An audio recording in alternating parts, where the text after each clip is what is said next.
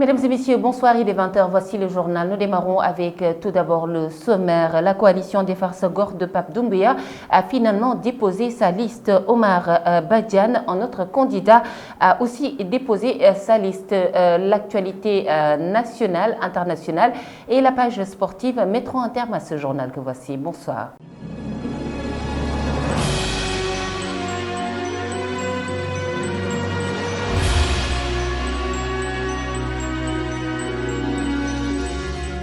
Tout d'abord, le point Covid de ce jour. Ce jeudi 4 novembre 2021, le ministère de la Santé et de l'Action sociale a reçu les résultats des examens virologiques ci-après. Sur 1213 tests réalisés, 5 cas sont revenus positifs. Il s'agit d'un cas contact et de 4 cas issus de la transmission communautaire. Je rappelle qu'aucun décès n'a été noté. Le point Covid avec le docteur Babacar Gueye du ministère de la Santé et de l'Action sociale. Le ministère de la Santé et de l'Action sociale a reçu les résultats des examens virologiques ci-après. Sur 1213 tests réalisés, 5 cas ont été déclarés positifs, soit un taux de positivité de 0,41%. Un cas contact suivi, précisément dans le département de Dakar. 4 cas issus de la transmission communautaire, répartis comme suit. 2 dans la région de Dakar, dans le département de Dakar précisément, et 2 au niveau des autres localités en région, avec un cas à Kaolack et un autre cas à Kolda. 3 patients suivis ont été contrôlés négatifs et déclarés guéris. 2 cas graves sont pris en charge dans les services de réanimation. Aucun décès n'a été enregistré le mercredi 3 novembre 2021. L'état de santé des autres patients hospitalisés et pris en charge à domicile est stable. Ça y est, les dés sont jetés pour les élections locales de janvier 2022. Ces listes ont été déposées dans la commune de Thiès-Nord hier à la sous-préfecture.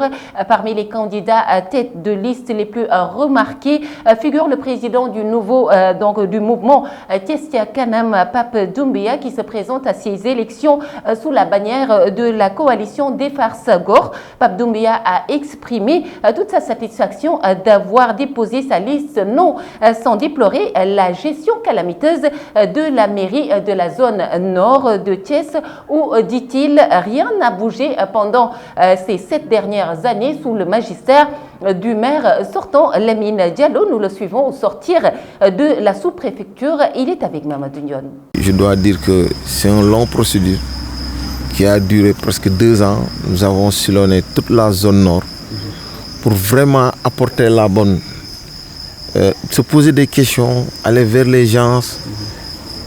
Aujourd'hui, on a su comprendre que la zone nord mérite vraiment le changement. Parce qu'il n'y a pas beaucoup d'évolution entre-temps. Les gens ont mis en place une équipe. On n'a rien contre cette équipe, mais aujourd'hui, il faut qu'il y ait un changement radical.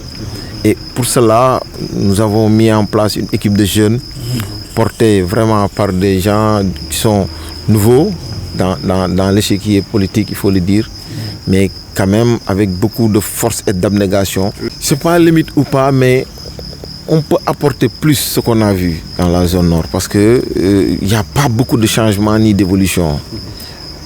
Parce qu'on ne peut pas comprendre une équipe qui est là. Tout ce que tu dis, c'est qu'on a payé des charges ainsi de suite, de gauche à droite. Pour moi, c'est trop facile.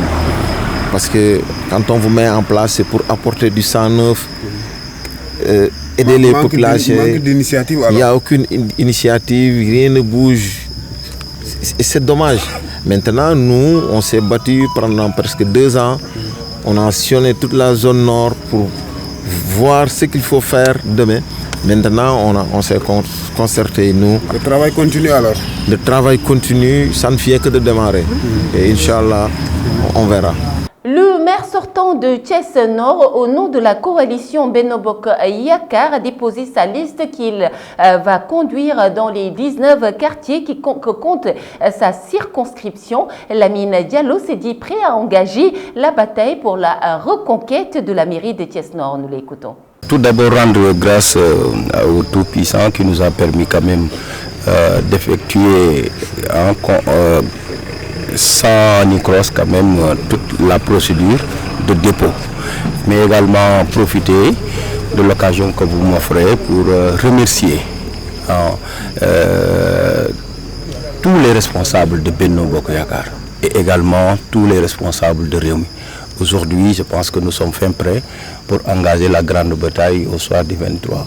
La coalition Benno Bokk Yakaar a respecté toutes les conditions requises quand même pour faire le dépôt des candidatures. Vous savez, Benno, on a dit aujourd'hui, c'est la majorité présidentielle. Au niveau de Thiès Nord, la majorité des responsables de Benno sont avec nous.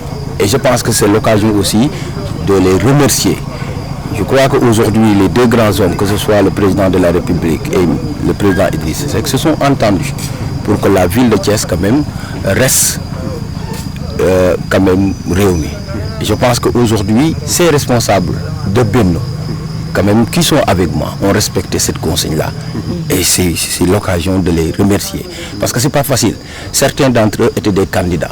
Mais ils se sont dit qu'une fois que le président de la République a donné une indication claire dans la ville de Thiès, il fallait quand même respecter cette directive-là. Autre candidat, autre mairie, celle de Thiès Nord, Omar Badiane a également déposé sa liste. Il se dit prêt à mettre en place une équipe donc capable de répondre aux préoccupations des populations. Je vous propose d'ailleurs d'écouter Omar Badiane, la tête de liste de la coalition Alliance pour les valeurs ethniques et citoyennes, Ligue Kati. Donc aujourd'hui, j'étais venu vraiment pour déposer nos listes de participer aux élections de 2022. Je vous dis que tout le monde avait confiance en moi. Il n'y a aucun allié qui m'a demandé de se mettre telle place ou de mettre telle autre son militant. Parce que nous avons tous pensé que c'est le même combat. Notre ambition, c'est d'avoir une bonne équipe. Et pour une bonne équipe, on n'a pas besoin de protéger ses partenaires et autres. On a le profil, on a les CV des gens, on connaît les gens, on sait ce que c'est. Parce que nous avons fait une étude scientifique avant le profil des gens, voir ce qu'ils ont fait sur le terrain, en tant qu'essayer vraiment de mailler pour que tout le monde y soit. Et que même, c'est une équipe municipale, il y a des handicapés qui ont été tenus en compte. Donc pour vous dire que nous avons tenu compte de toutes ces couches-là. Vraiment, ça me donne l'occasion de remercier tous mes collaborateurs, de remercier mes militants. De remercier les militants des autres mouvements, que ce soit le mouvement Ensemble avec le SUFDEM, que ce soit le mouvement Xeex Askan Wi avec Babacar Diouf. Ils m'ont donné confiance, ils me font comme donner les listes et ils m'ont laissé tout faire.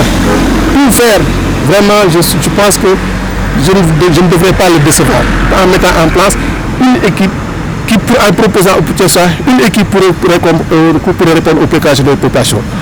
Nous, Inch'Allah, actuellement, je suis en train d'aller voir les autres communes qui vont déposer incessamment, donc pour voir vraiment la situation, et nous travaillons dans l'harmonie. Il n'y a aucune discussion, il n'y a pas d'ambition, il n'y a autre l'essentiel que nous aide parce que nous avons mis Thiès devant nombreuses personnes. C'est dans ce moment que nous travaillons. Maintenant, ce que nous sollicitons, ce que nous voulons ce que nous demandons aux populations, vraiment, c'est d'essayer de comprendre les préoccupations et de voir quelles sont les personnes qui sont capables de répondre concrètement à Partons cette fois-ci à Tivaouane où le docteur Aïssatou Diong a répondu à la main tendue du maire sortant Mamadou Diagne Sy Mbengue, candidat de la coalition Benno Bokk Yakaar. Ils se sont promis de former une équipe dont l'objectif est de mettre en perspective les projets et programmes de la ville sainte de Tivaouane. Le docteur Aïssatou Diong est avec Bambali. Monsieur le maire de la commune de Tivaouane, Mamadou Sy Mbengue, mon frère et ami de longue date, mon neveu, mon ami, mon confident. Nous voici à nouveau rassemblés en ce dimanche, prolongeant un enthousiasme déferlé il y a quelques semaines dans l'enceinte de l'EPUS, autour d'un important projet toujours tendu vers le développement durable et multisectoriel de notre commune. En effet, le 19 septembre dernier, dans l'enceinte de l'EPUS, nous avons consacré notre volonté commune de déployer nos forces, toutes nos forces, je dis bien, en vue des élections locales de janvier et au-delà. La population de Tivaouane, femmes et jeunes, en premier lieu, a affirmé par sa présence massive et convaincante son ardeur à mettre à la tête de sa commune une femme, Boro Mouzori. Je veux le partager aujourd'hui avec vous.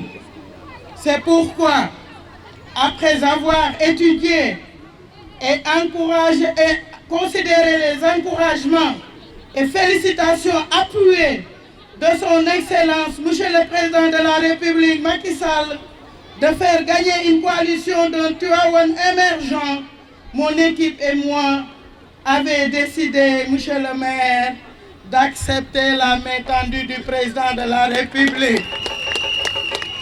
Autre actualité, c'est le temps des pastèques, fruits très prisés par les populations. Notre reporter Fatou Fall a fait un tour au marché central de Thiès. Reportage. En cette période de l'année, la production de pastèques inonde les marchés. C'est le cas au marché central de Thiès, où ce fruit très prisé par les populations est très présent sur les toiles. À Thiès, les pastèques proviennent pour l'essentiel du Jolof, affirme Abdou Ndiaye. Pour le moment, les pastèques que nous vendons ici nous arrivent du Jolof, à côté de Linguère, du département de Linguère.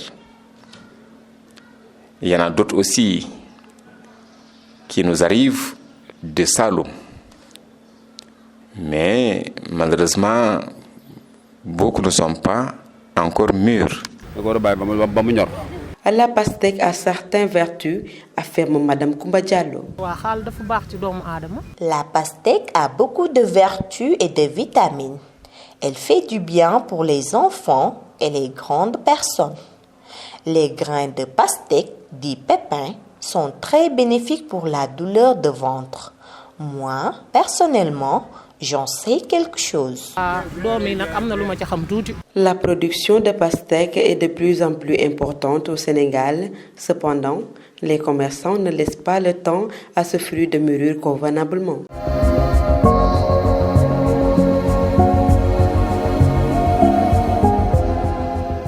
Merci de suivre le journal sur Prestige Thiès TV. Nous en arrivons à l'actualité nationale. Le procureur de la République, Bassirou Gueye, s'oppose à la restitution du passeport de Sonko et de sa levée donc de son contrôle judiciaire. Fatou Karagui. Démarrons l'actualité nationale par le procureur qui s'oppose à la restitution du passeport de Sonko et de la levée de son contrôle judiciaire. Les avocats d'Ousmane Sonko avaient déposé 2 requêtes auprès du juge d'instruction pour la restitution de son passeport et la levée de son contrôle judiciaire. Ce que le procureur de la République, Serigne Bassirou Gueye, a refusé, c'est dans un réquisitoire en date du 3 novembre transmis au juge du 2e cabinet qu'il a opposé son veto. Et de préciser que le dernier mot revient toutefois au magistrat instructeur qui veut suivre à la lettre le parquet ou passer outre. Et puis le président de la République a lancé mercredi en Conseil des ministres un appel aux acteurs politiques à cultiver la paix et le sens des responsabilités en perspective des élections territoriales du 23 janvier 2022 afin de consolider notre système démocratique exemplaire. Il a exhorté le gouvernement à être toujours à l'écoute des forces vives de la nation, notamment les jeunes et les femmes, en vue de prendre en charge leurs préoccupations et de satisfaire leurs aspirations. Et enfin, l'accès au campus social et pédagogique de l'université Cheikh Anta Diop et au centre des œuvres universitaires de Dakar se fait désormais sous présentation d'une carte numérisée grâce à un projet initié par la direction de l'information et des systèmes d'information de l'ICAD. En ce début d'année académique, l'université Cheikh Anta Diop de Dakar ne reçoit pas grand monde. Beaucoup d'étudiants sont encore en vacances, mais à leur retour, ils devront se plier aux nouvelles règles de contrôle imposées par les autorités universitaires. C'était tout pour l'actualité nationale.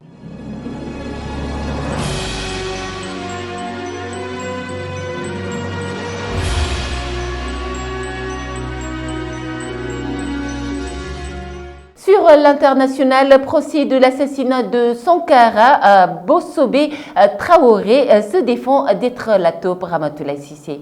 Nous démarrons l'actualité internationale par cet ex-membre de la sécurité de Thomas Sankara qui est soupçonné d'être l'informateur de ces assassins.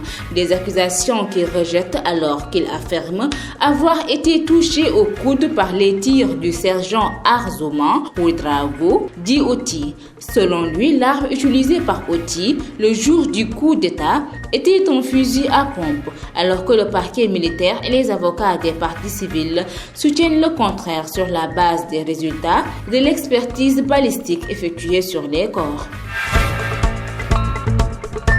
On continue l'actualité internationale par une trentaine de personnes civiles membres d'un comité de vigilance de la commune de Bani Bangou dans la région de Tillabéri qui sont portés disparus depuis mardi soir. Non loin de la frontière avec le Mali, le maire a été retrouvé sain et sauf. Selon les informations en provenance du nord de Tillabéri, le maire, entouré de 42 motos appartenant au comité local de milices d'autodéfense, a quitté sa commune en direction de la commune boisée d'Abdaba, entre Tiloa à la préfecture de Bani Bangou. Leur objectif, capturer ou tuer une taupe des djihadistes bien localisés. On termine l'actualité internationale par la défaite électorale en Virginie de Joe Biden après l'avertissement reçu mardi 2 novembre. Dans plusieurs élections locales, les démocrates américains cherchent maintenant la bonne réponse à apporter aux électeurs à un an des élections de mi-mandat et l'interprétation du message, c'est que ceux-ci veulent des résultats. Les gens veulent que les choses soient faites. C'est ce que perçoit Joe Biden après la défaite très commentée de son candidat au poste de gouverneur de Virginie. Inlassablement, le président américain appelle les élus démocrates à adopter ses plans pour les infrastructures et pour les dépenses sociales et le climat. C'était tout pour l'actualité internationale.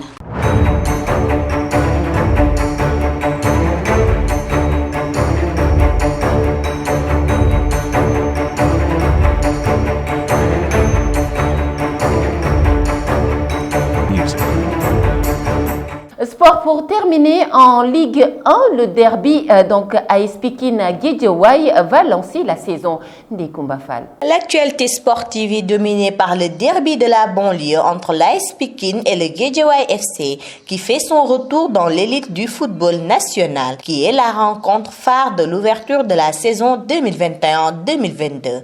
Selon le résultat du tirage au sort effectué mercredi par la Ligue sénégalaise de football professionnel, cette rencontre devant donner le top départ du championnat se déroulera au stade Alassane Djigo de Pikine. L'AS Pikine, après avoir fait longtemps la course en tête de la Ligue 1 la saison dernière, a finalement lâché du lest à l'occasion des dernières journées suite à l'indisponibilité de certains de ses cadors blessés. L'équipe pikinoise a été également défavorisée par le départ de ses attaquants Ahmad Cissé et Landing Sagna qui ont rejoint Bourges en France. Nous apprenons que l'équipe nationale de beach soccer du Sénégal a battu celle d'Espagne 7-6 mercredi au tournoi international de Dubaï, a appris l'APS de bonnes sources. Les Lions ont commencé le tournoi par une nette victoire, 7-4 aux dépens du Portugal.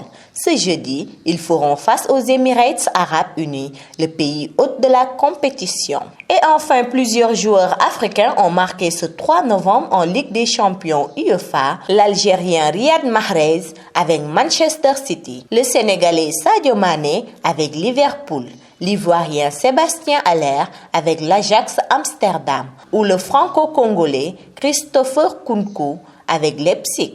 C'était tout pour l'actualité sportive. Mesdames et messieurs, c'est tout pour ce journal de ce soir. Merci beaucoup de nous avoir suivis, mais l'actualité continue via www.prestigechess.com. Bonsoir.